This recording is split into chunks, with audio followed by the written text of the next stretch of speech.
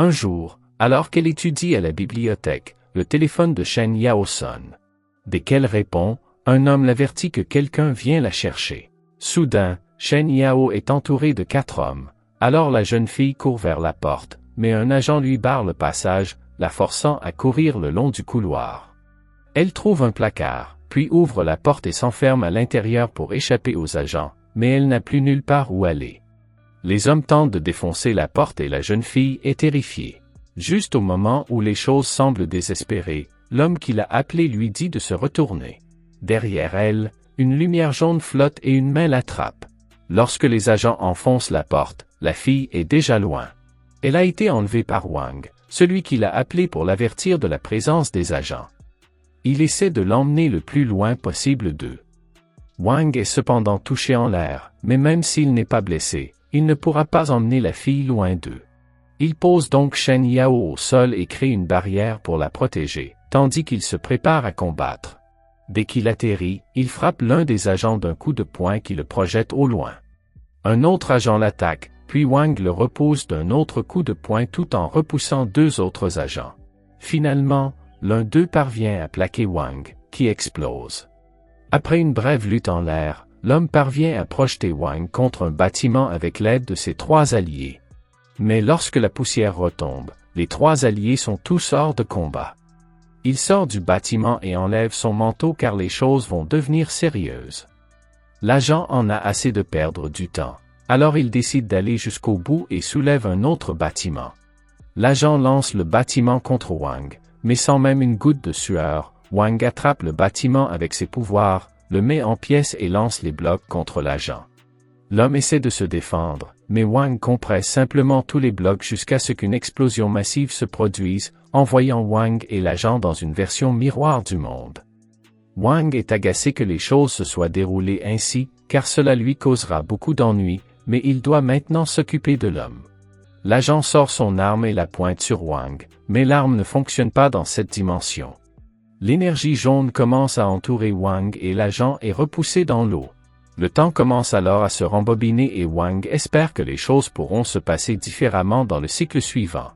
Finalement, tout revient à la normale et Shen Yao se réveille à son bureau à la bibliothèque. Elle n'a aucun souvenir de ce qui vient de se passer et trouve un jeune Wang debout à côté d'elle, demandant de l'aide car il ne comprend pas ses devoirs de mathématiques. Les années passent et ils sont maintenant tous à un événement de lycée, ils jouent à Jenga et c'est au tour de Shen Yao de faire un mouvement. Mais quand elle croise le regard de Wang, la fille s'énerve et se trompe. Celui qui fait s'effondrer le tour doit révéler un secret, alors le groupe demande à Shen Yao de dire qui est son béguin.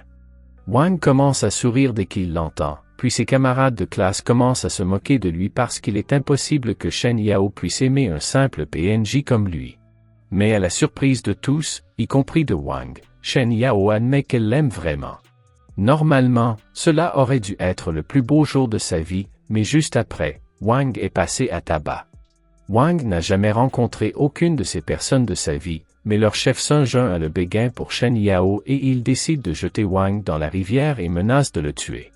Wang reconnaît Sun-jun comme le chef d'un gang notoire et il se souvient également avoir entendu dire que Sun-jun harcelait constamment Shen Yao, mais qu'il ne pouvait rien faire contre autant d'adversaires.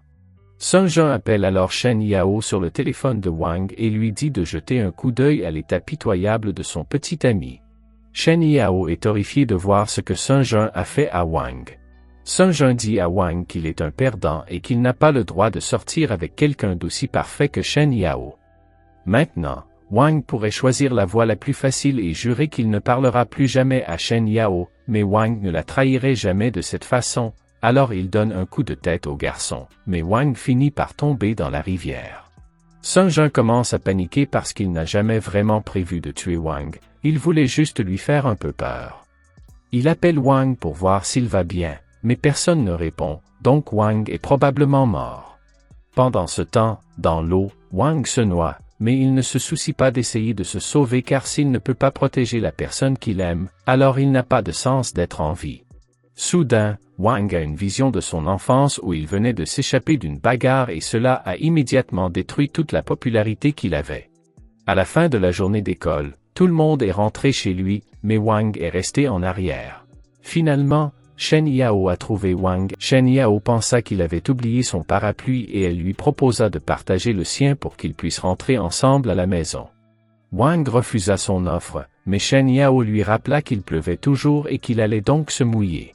Shen Yao remarqua une coupure sur son bras et lui demanda de la lui montrer. Wang refusa d'abord, mais la jeune fille dit qu'elle voulait juste l'aider à soigner sa blessure. Wang finit par accepter, alors Shen Yao lui banda le bras et lui donna un baiser pour qu'il guérisse plus vite. À ce moment précis, Wang avait déjà imaginé les 50 prochaines années de sa vie avec Shen Yao. Il la remercia pour son aide et, depuis lors, les deux sont pratiquement inséparables. Dans le présent, Wang se réveille dans l'eau et il remarque une lumière provenant du fond de la rivière. Il nage vers le bas pour vérifier la lumière avant de mourir et trouve un petit cube lumineux. Il le ramasse, mais soudain le cube s'active et entre dans son corps. Wang ressent une douleur immense dans tout le corps et quelques instants plus tard, il est téléporté hors de l'eau. Il commence à voyager à travers un trou de verre qui le fait atterrir au milieu d'un cube. Quand il se réveille, il commence à paniquer parce qu'il était en train de se noyer une seconde auparavant. Il est soulagé d'être en vie, mais il n'a aucune idée de l'endroit où il se trouve ni de la façon dont il est arrivé là. À ce moment précis, un système apparaît devant lui et lui annonce que Wang a le pouvoir de dessiner un rayon de 15 mètres autour de lui et que, dans cette zone, il peut se téléporter instantanément n'importe où. Rien de tout cela n'a de sens pour Wang, mais un instant plus tard, il est téléporté contre sa volonté. Il apparaît dans le ciel au-dessus du fleuve et Wang recommence à paniquer parce qu'il est vraiment haut et qu'il a peur de tomber et de mourir. Mais en réalité, il flotte et il se rend compte que Sun-Jun le cherche désespérément dans l'eau parce qu'il a peur de l'avoir tué. Quelques secondes plus tard, il est téléporté à un nouvel endroit. Sun-Jun a l'impression que quelqu'un l'observe depuis le ciel, alors il demande à ses subordonnés s'ils ont entendu quelque chose, mais il pense que Sun-Jun a eu une hallucination. Pendant ce temps, Wang a été téléporté dans une salle vide de son école. Il est maintenant sûr de pouvoir vraiment se téléporter, mais il ne comprend pas comment il a obtenu ce pouvoir. Soudain, le système parle et dit au garçon qu'il vient d'activer sa capacité de téléportation. Wang s'inquiète de devenir fou car il entend des voix dans sa tête, mais le système le corrige car elles sont en réalité dans le corps de Wang et non dans son esprit. Wang lui dit de sortir de son corps, mais le système l'ignore et l'avertit que quelqu'un s'approche. Un membre du personnel se dirige vers la salle car il a entendu un bruit étrange venant de l'intérieur, mais lorsqu'il ouvre la porte, il ne voit qu'une salle vide avec une flaque d'eau sur le sol. Wang réussit à rentrer chez lui, alors il décide de prendre une douche pour se détendre. Peu après, il sort son téléphone et il fonctionne encore, même s'il était avec lui au fond de la rivière.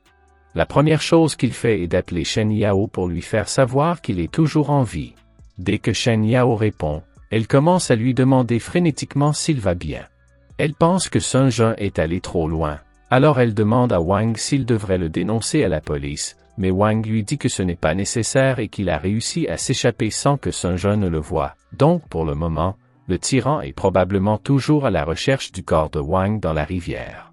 Wang lui dit de se reposer pour aujourd'hui et il s'allonge ensuite dans son lit et se demande quoi faire de son système, car personne ne le croirait même s'il le racontait. Soudain, le système réapparaît et demande si Wang s'est déjà calmé. Wang lui demande pourquoi il continue à le suivre, mais le système lui rappelle qu'il fait maintenant partie de son corps, donc Wang ne peut pas lui échapper. Le système active alors le cube et Wang est aspiré à l'intérieur une fois de plus. Le système explique qu'il a établi une connexion avec le corps de Wang, donc en d'autres termes, Wang est coincé avec lui pour toujours. Cela fait de lui l'utilisateur du système universel Heradric Cube et le maître du système. Wang ne comprend toujours pas bien, alors il demande au système où il se trouve et celui-ci lui explique qu'il s'agit d'un espace macro à l'intérieur du cube et que même si le cube ne mesure que 3 cm, il y a beaucoup plus d'espace à l'intérieur. Le système lui dit qu'il veut réaliser son rêve, qui est de devenir le roi du monde. C'est la fin de la première épisode. Abonnez-vous pour ne pas manquer le prochain épisode de ce nouvel anime. Merci d'avoir regardé.